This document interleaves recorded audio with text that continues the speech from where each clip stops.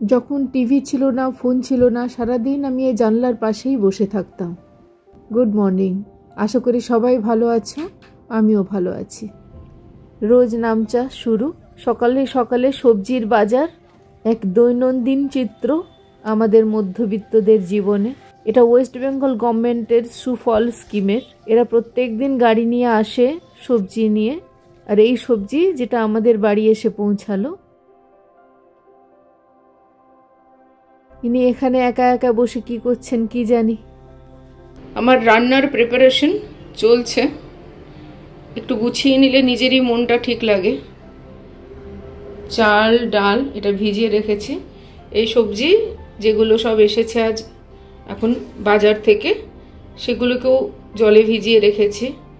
ওটা আমি এমনিতেও ধুয়ে তারপরেই ফ্রিজে রাখি। এর মধ্যে দেখি কোনটা কি করা যেতে পারে। এই চিড়ে, ফল, দুধ, গুড় আমার ব্রেকফাস্ট। এই যে আরেকটা বোরিং কাজে লেগে আছি সকাল থেকে, রসুন ছাড়ানো। ছাড়িয়েই যাচ্ছি, এতেও রসুন লাগবে, তাতেও রসুন লাগবে, রসুন বেটে রেখেও দিতে হবে। আদা, রসুন, কাঁচা লঙ্কা একসাথে বেটে রেখে দিলাম। এটার সাথে যদি একটুখানি সাদা তেল মিশিয়ে রাখো তাহলে এটা সহজে খারাপ হয় না। এটা অবশ্য আমি ডিপ ফ্রিজে রাখবো, এটা এমনিতেও খারাপ হবে না। এয়ারটাইট টিফিন বক্সে আমি রেখে দেবো এটাকে। আলুটা হালকা সেদ্ধ করে আদা, রসুন, কাঁচা লঙ্কা বাটা দিয়ে মেখে রেখেছি, তার সাথে একটু চালের গুঁড়ো আর নুন দিয়ে ভালো করে ম্যারিনেট করে রেখেছি। প্রায় 1 ঘন্টা তো হয়েই গেল। এরপর ব্যাচ ওয়াইজ এটাকে ভালো করে ভেজে নিতে হবে। একটু আঁচ কম করে দিতে হবে, কেন কি আলুটা আমি পুরোপুরি কিন্তু সেদ্ধ করিনি, হালকা সেদ্ধ করেছিলাম। তারপর এটাকে ভালো করে ভেজে নিলাম। এটা তো স্ন্যাক্স হিসেবেও খাওয়া যাবে, এটা খেতে ভীষণ ভালো হয়, আর গরম গরম খেতে পারলেই ভালো। এটা মাশরুমটা তেলের মধ্যে নুন দিয়ে এটাকে একটুখানি ভেজে নেব। অনেকটা জল বার হবে, জলটাকে শুকাতে হবে ধীরে ধীরে করে। জলটা শুকিয়ে যাবে যখন, তখন ওটাকে নামিয়ে নেব। আমার ইচ্ছে ছিল কোনো সময় আমি মাশরুম চাষ করব, কত ইচ্ছেই তো ছিল, কিছুই আর হলো না। এরপর তেলের মধ্যে এই 3 রকমের বেল পেপার আর পেঁয়াজ এটা দিয়ে ভেজে নেব। হাই ফ্লেমে করব। একটু নুন দিয়ে দিলাম আর লঙ্কা। এটা যখন একটু ভাজা ভাজা হয়ে যাবে তখন এর মধ্যে আদা, রসুন আর কাঁচা লঙ্কার বাটাটা দিয়ে দিলাম। একটু ভেজে তারপরে ওর মধ্যে দিতে হবে মাশরুম আর গোলমরিচ। এটা তো তুমি বুঝতেই পেরে যাবে যেটা হয়ে আসছে। তখন এটাতে দিয়ে দেবো টমেটো। টমেটো দিয়ে এটাকে আর একটু ভাজতে হবে। তারপরে এই যে ভিনেগার আর সয়া সস আর টমেটো সস একটুখানি করে দিলাম। এটা খুব বেশি পরিমাণে নয়। মাশরুমটা হয়েও গেছে এমনি অল্প। এই হয়ে গেল সহজ পদ্ধতিতে চিলি মাশরুম। কোনো কর্নফ্লাওয়ার দিইনি এর মধ্যে, আমি একদম ঘরোয়াভাবে রসুন ফোড়ন দিয়ে শাকটা করে নিলাম। নুন, হলুদ, শাক রান্না আর কি শেখাবো, আর রোজ কতই বা দেখাবো। এই হয়ে গেল।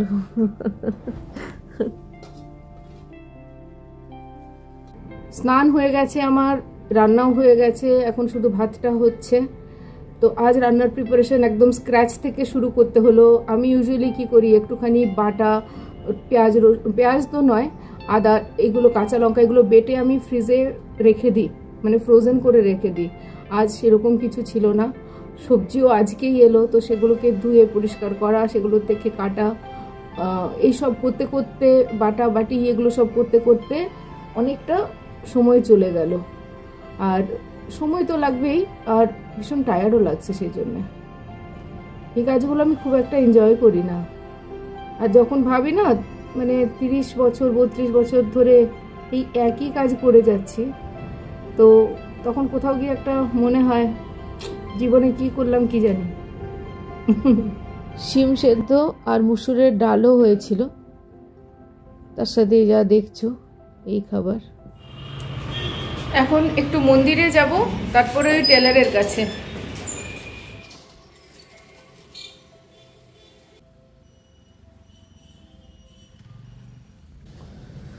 দুটো ব্লাউজ আর একটা সালোয়ার কামিজ স্টিচ করতে দিলাম, আশা করি ঠিকই করবে।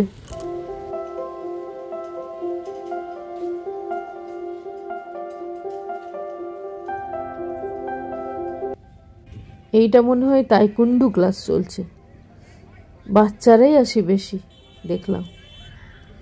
এখানে হঠাৎ দেখি শীতলা মায়ের পুজো হয়েছে, ভালোই হলো, দর্শন আর প্রণাম দুই হয়ে গেল। শুধু তাই নয়, আমরা ওখানে প্রসাদও পেলাম। এত সিমেট্রিতে দুটো কুকুরকে ঘুমোতে আমি জীবনেও দেখিনি। দেখো, সেম অ্যাঙ্গেলে, একদম এক্স্যাক্টলি সেম অ্যাঙ্গেলে দুটো ঘুমোচ্ছে। বাড়ি ফিরলাম, কি অবস্থা দেখো। আমি এই টিভির রিমোট দিয়ে তখন থেকে এসি চালানোর চেষ্টা করছি। একটা পার্সোনাল এক্সপিরিয়েন্স তোমাদের সাথে শেয়ার করব আজ। সারা দিনের মধ্যে অনেকেরই হয়তো হবে, আমার যেটা হয়, আমি খুব ডাউন ফিল করি, খুব লো ফিল করি। আর সেই সময় আমার মনে হয় আই উইল গিভ আপ, আমি আর কিছু করব না জীবনে, কি লাভ আছে করে, এইটা করেই কি হচ্ছে, ওইটা করেই বা কি হয়েছিল, এটা করেই বা কি হবে, কিছু করেই তো কিছু হয় না, তো করে লাভ কি আছে, আমি কিছু করব না, ছেড়ে দেবো, সব কিছু ছেড়ে দেবো, ছেড়ে বসে যাব মানে চুপচাপ শুয়ে থাকবো। চুপচাপ শুয়ে শুয়ে কি করব, সারাদিন ফোন স্ক্রোল করতে থাকবো, হয়তো কাঁদবো, হয়তো আরো কিছু করব। সেটা তো নিজেকে কতক্ষণ করতে দেওয়া যায়, নিজেকে তো একসময় ওটার থেকে বার করতে হয় না, ওটাকে তুলতে হয়, নিজেকে ওখান থেকে নিজেকেই তুলতে হবে। তো এইটা করতে গিয়ে একটা এক্সাম্পল আমার খুব মনে পড়ে, যেটা আমি কিছুদিন আগেই কোথাও একটা পড়লাম।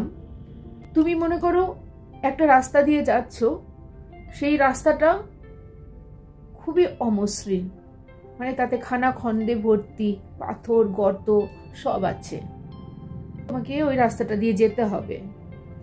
তো তোমার পায়ে একটা জুতো আছে যেটা খুব ভালো, তো ওটা তোমাকে হেল্প করলো ওই রাস্তাটা পার হতে, তুমি ধীরে ধীরে কষ্ট করে হলেও ওই রাস্তাটা পার হয়ে গেলে। আরেকটা সিচুয়েশন, যখন তোমার সামনে একদম মসৃণ একটা রাস্তা আছে আর খুব ভালো জুতো আছে তোমার পায়ে, কিন্তু ওই জুতোর ভেতরে একটা ছোট্ট পাথর আছে, তুমি কতক্ষণ হাঁটতে পারবে? তুমি হাঁটতেই পারবে না। তার মানে কি হলো, বাইরের রাস্তা যেমনই থাক, ওই পাথরটা নিজের জুতোর ভেতরে ঢুকতে দেওয়া চলবে না, তাহলেই কিন্তু আর হাঁটা সম্ভব নয়। তোমাকে থামতে হবে, ওই পাথরটাকে বার করতে হবে, then only you can walk. তাহলে আমাদের যা কিছু শক্তি সব নিজের মধ্যেই আছে, অন্য কোথাও নেই। অন দ্যাট নোট, ভালো থেকো সবাই, আবার দেখা হবে।